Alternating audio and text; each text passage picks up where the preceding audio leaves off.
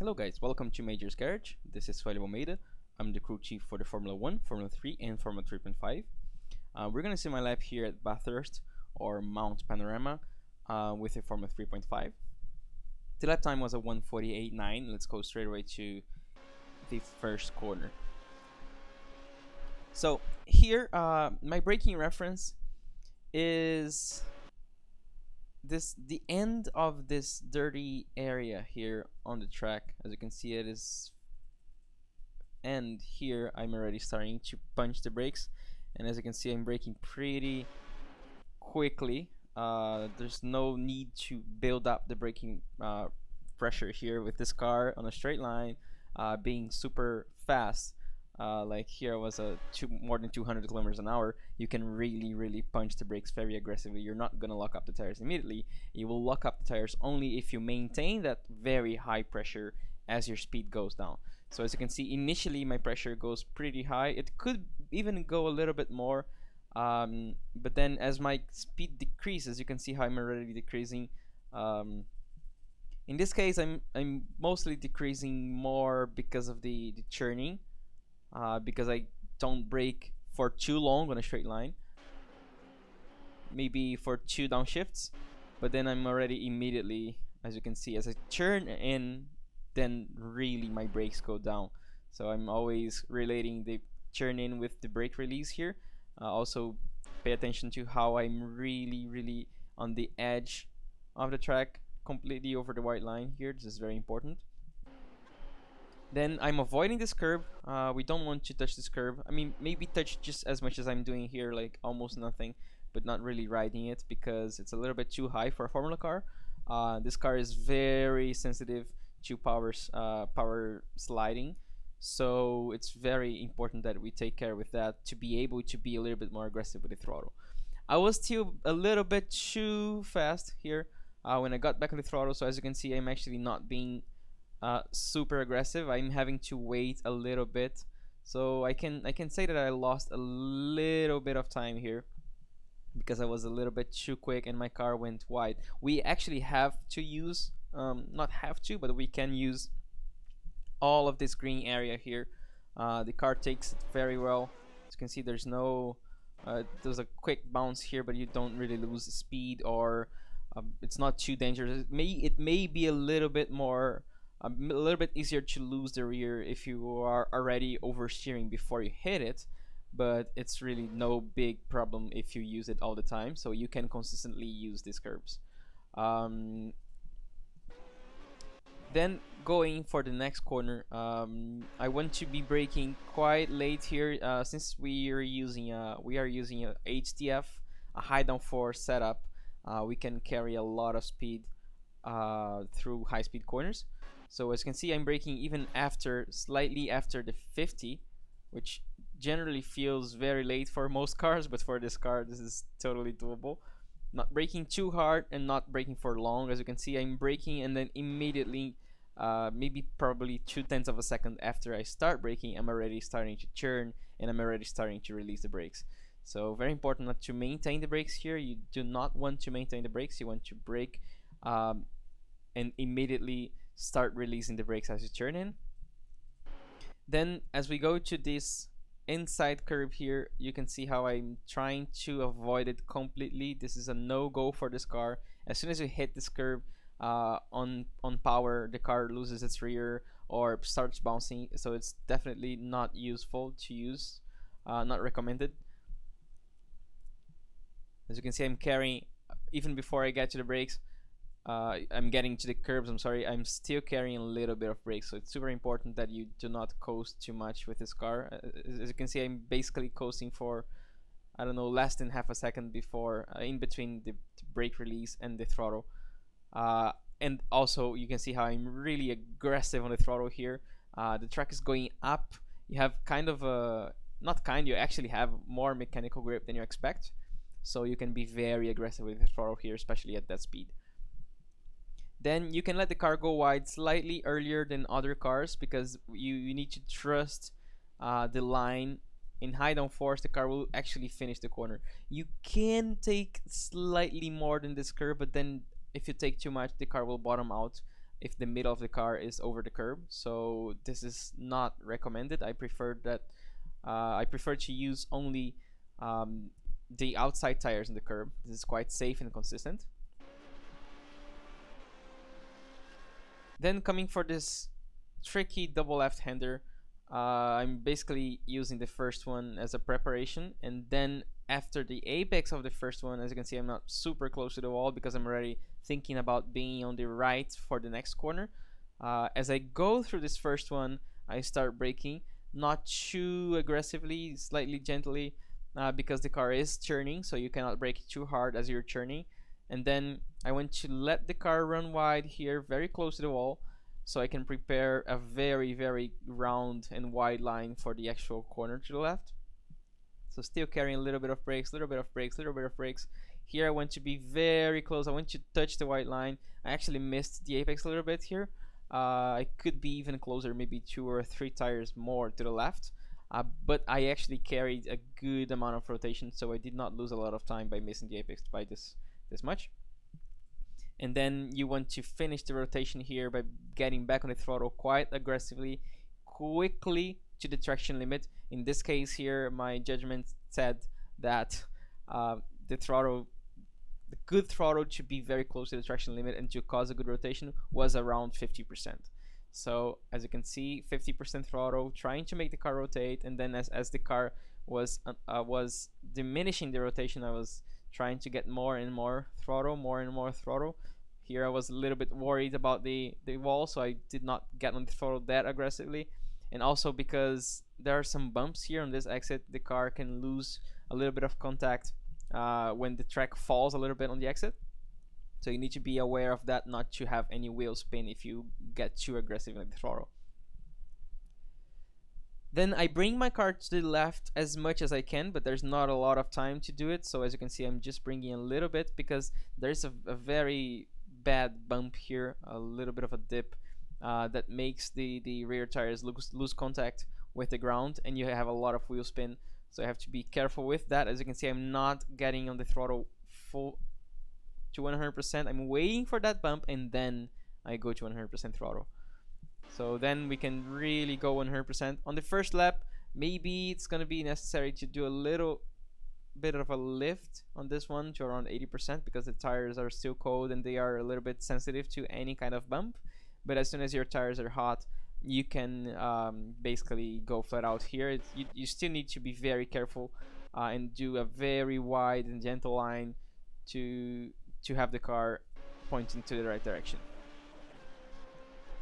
Then we do this entire sector here completely flat out, but always thinking about that very gentle line, guiding the car basically just with a force feedback, trying not to turn too much. And then we have this kind of complicated as here. What I really think about here is I want to be as close as I can to this change of color here. So let's see where I put my car. So I'm on the left there on entry, and then here, as you can see, I'm really looking for that. If I put my car very close to this wall, you can see how my car is actually very well pointed for the corner. You can't actually look at it all the time, but you can remember where the change of color is. You can have a quick glance when you're practicing. Of course, you're not going to be thinking about that on the race, but you can be thinking about that when you're building your line. So after that, I'm starting to gently brake. As you can see, I'm not braking too quick. There's a little bit of a build up. It is not slow though, it's just a little bit like taking care of how much my car is turning as I start braking. I don't want to be braking too hard, especially when the car is turning like that. The track is twisted a little bit every time you change the direction, so you have to be really careful not to lock up the front tires by braking too aggressively. So as you can see here, I'm really worried about braking on a straight line and trying to downshift 2 gears. So one, and then I turn again, I release. I kind of coast a little bit because I was over this curb, so the car was a little bit unsettled. If I was braking just a little bit more, I could lock the front tires. And then for the second one, I want to find again a very quick straight line so I can brake again and downshift 2 more gears. Then I want to be very close to this orange wall. And then at this point, what I'm thinking about is I want to stay on the right, stay on the right, stay on the right, stay on the right until I find the black wall down there. So what I really want to do is I want to change direction quite early and already generate a little bit of rotation so that I can be as close as possible to this black wall here with the car pointing as much as possible to the left. So when the car falls on this very, very aggressive dip, the car is already pointing as much as possible to the left, and then the dip will basically turn the car a lot to the left. So very, very tricky this last part, but it's very important that you calculate basically, and you have to experiment a lot how early and how aggressively you have to change the direction to have your car pointing to the left here as close as possible to this black wall. Then after that you can basically carry the throttle, because again there's a lot of mechanical grip here when you fall, because the car is really compressed against the track. And then just basically being as close as possible to this right wall here. You can get a little bit of the grass, just need to be careful not to touch the wall. And then here you can basically go full throttle, just guiding the car until this last wall here, and we can think about the next corner already. So here I want to stay on the left, and I want to prepare this braking. This is the most the trickiest braking zone of the entire track. There's a lot of bumps, you're turning and you're going downhill, so like every bad condition that you could have in a braking zone, they are all here together in one braking zone.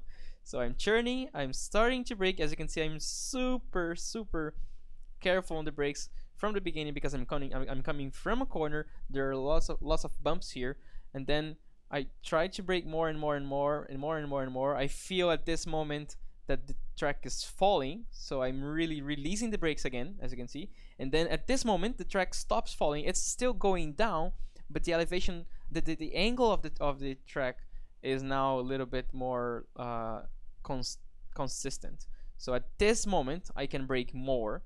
I really worry about braking and braking and braking, but always carrying for the bumps, because the bumps can make the front tires lock up very easily. So this is really tricky. And then carrying as little brakes as possible just to make the car rotate. My goal here is to be as close as possible to this change of height in the wall here, this blue one. As you can see, I missed it again, so but I was able to carry a good amount of rotation and be at the limit of the track of the car rotation, limit of the grip, and have a good exit. So as you can see, this wasn't a very good lap, but it would be a lap that I would be able to do every time in the race. As you can see here on the exit, I'm really pushing the car forward as much as I can and using as much as the exit as I can. So here I'm pretty close to the wall. Then we go to what looks more like a normal track at the end, just going flat out here, staying to the right. My braking reference for this hard braking zone is the widest part of this dirty area here. So as you can see, there's a widest part here. That's exactly when I start braking.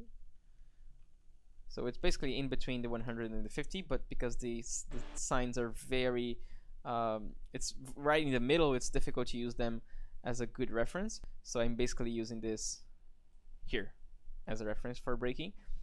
I'm braking pretty hard, but then immediately as my speed goes down, you can see how I'm releasing the brakes even on a straight line, because the speed is going down. We lose downforce, we have to release the brakes not to lock the tires. If we maintain the 100%, we would lock the tires later in the braking zone, even on a straight line. Then wanting to turn in quite late, because we definitely do not want to touch this curb. We want to be as close as possible to it, but without using it. As soon as you hit it more than what I did here, you get unsettled. The car gets unsettled, and it's really difficult to get a good exit if you hit it. So quite aggressive exit. I want to be pushing the car forward as much as I can here. We can use a little bit of this curb here, Try not to get the grass though, because you're still on the limit of traction here, even though you are 100%, so you can get the car upset and lose a little bit of time if you touch it. And then trying to have the car smoothly brought to the left here. You can attack this curb. I would not say the word attack. You can visit this curb very gently. If you attack it too hard, then it can unsettle the car because it is a high curb. But you can just use a little bit to be sure that you're unwinding the wheel very gently on the exit. And then for this corner, my reference again is this, the dirty part of the track here. As you can see, there are these two areas here. I'm basically braking one car or half a car before it. My maximum pressure is actually when I'm already over this dirty area. It's pretty good as a braking reference. You can use that. Then again, braking very hard, basically 100% at the beginning, and decreasing the brake very slightly as I'm still on a straight line. And as I start turning, my brakes are around 70%, but with just a little bit of turning, you can see how my brakes actually already went down. Again, we don't want to use this curb too high of a curb for a Formula car, so I want to be getting back on the throttle at the end of this curb so we can have a good exit. And at the same time, this is super important because it's not gonna only give you time for this lap, it's gonna be a very important beginning for the next lap. So you have to nail this exit if you want to start a qualifying lap, for example, so you can have a good first sector already. And then you can definitely use a little bit of this curve here. As you can see, the car is already not churning that much, so you can go over it. Just be careful not to use too much and get too much of the grass. As you can see here, I'm basically at the limit. This was not considered using the grass yet because I was still with my the contact of the tire was basically on the curb. So yeah, pretty fun track to drive with this car, although it feels a little bit scary. And I hope you guys enjoy and have a great week. So yeah, bye bye.